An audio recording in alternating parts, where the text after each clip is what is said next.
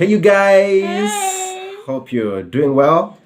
We want to welcome you to our this week's episode.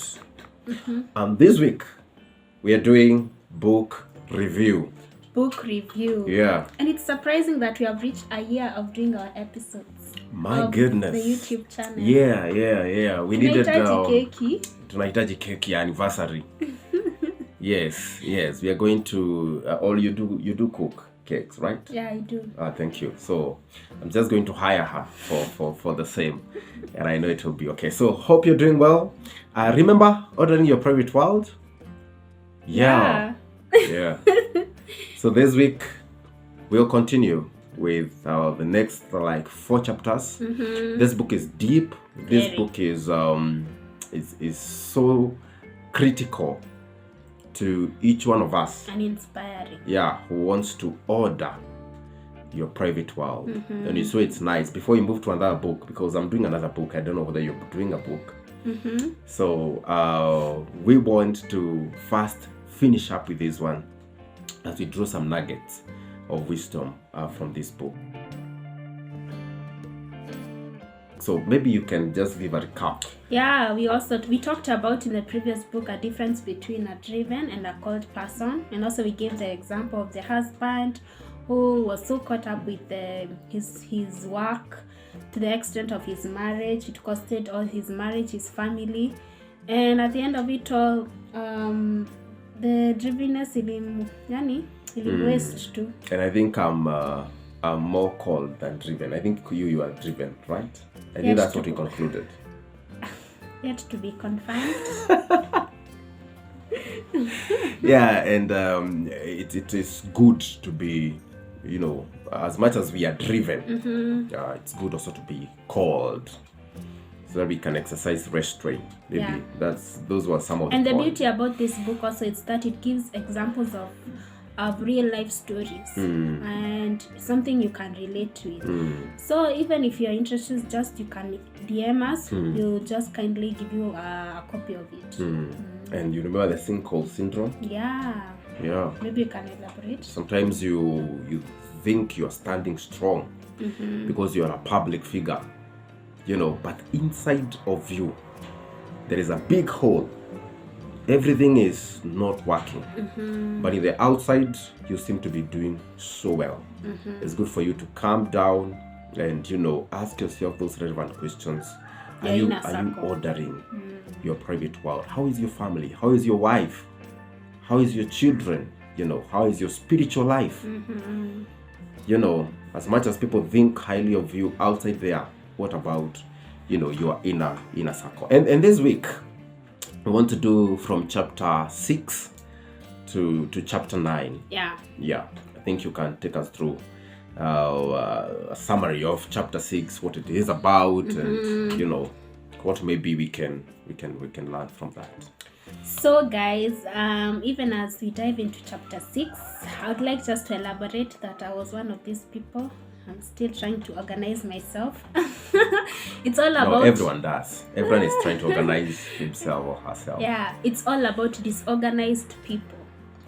And it just elaborates the way that... I love the way it gives an example of whereby his car was full of litter, whereby ukiingia gari, whereby the car is full of litter in and out, yani haina mpango. There's no organization even in the car. And it somehow relates to our life, the way we live our lives, the way how organized we are in what we do in our day-to-day activities.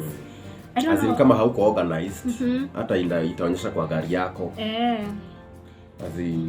Just the way you behave, maybe atakukula. You just seem someone who is not organized. Yeah, and it just shows you how many hours we are given. 24 hours in a day. Everyone. Yes, and the book is telling us to command the time that God has given us. Command it. You're in charge of your time.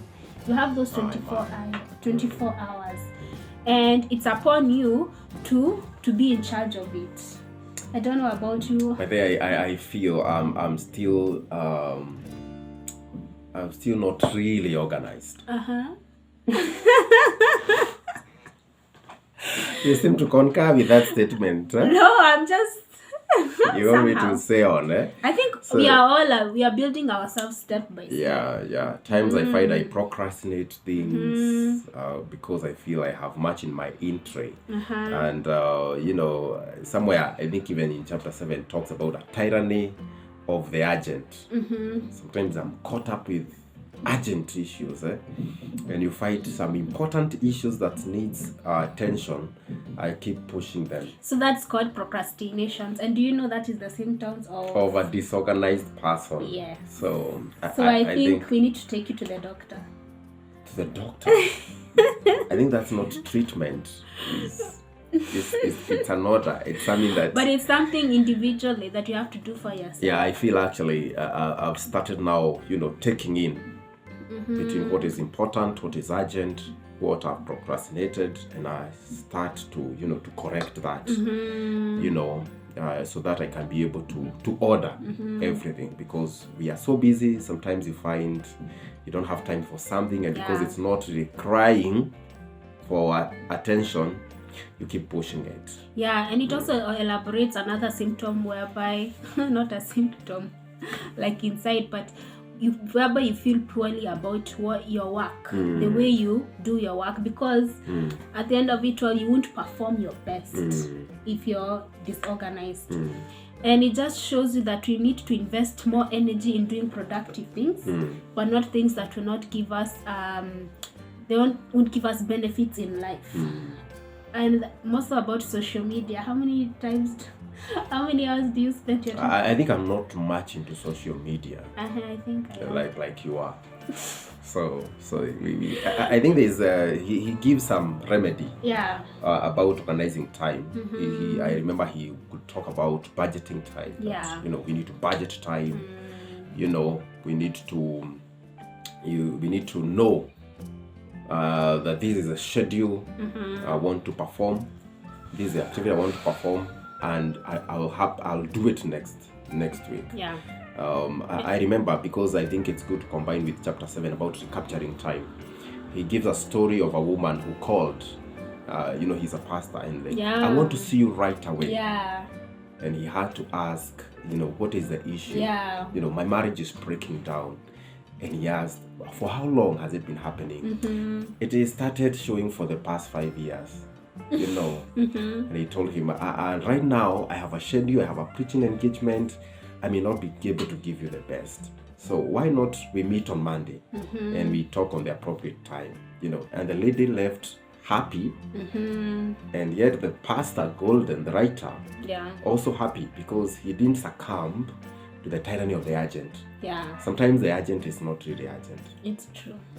And it's good also he secured a specific time whereby they can elaborate on what the issues may be. And it's also in part of Christianity. Like, we need that time to spend time with God, because sometimes we think that maybe there's no intimacy, there's no required time with God. You can just live your life. But there is that required time whereby we have to read the word, we have to go and pray. You can look even in Jesus, he went to pray in 40 days in the wilderness. Sure. So we have to create that time and have an intimacy with God. Yeah. Good. I think we have captured the two chapters. The two chapters. Chapter 8 talks about the better man lost. Now, the better man lost. And it's you. I think, I don't know. I think this book was but maybe I may have lost in some situations, which maybe I felt I was equally better. The writer gives a story whereby walikuwa nakimbia. They were competing in an athletics competition. Na kuna jamaa alikuwa namshinda in the 100 meters. Alikuwa the bolt of those times. And when they were on the line, this time I think they were doing relays.